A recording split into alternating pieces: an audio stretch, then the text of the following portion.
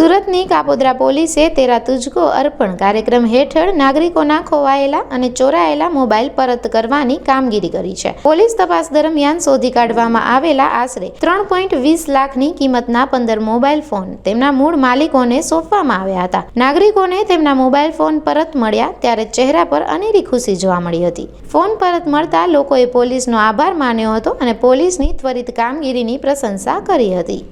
આજરોજ Kapodra police station ખાતે મહેરબાન પોલીસ કમિશનર સાહેબની સૂચના અને માર્ગદર્શન અનુસંધાને તેરા તુજકો અર્પણનો કાર્યક્રમ રાખવામાં આવેલો, જેમાં કાપોદ્રા વિસ્તારમાંથી જે પબ્લિકના ચોરાયેલા, ખોવાયેલા અને પડી ગયેલા કુલ 15 મોબાઈલ એમના મૂળ માલિકોને પરત કરેલ છે. આ 15 મોબાઈલમાંની કુલ કિંમત 3,20,000 રૂપિયા જેટલી છે અને દરેક વ્યક્તિને તેનો મોબાઈલ આજરોજ તેરા તુજકો અર્પણ કાર્યક્રમ અંતર્ગત પરત આપવામાં આવે છે.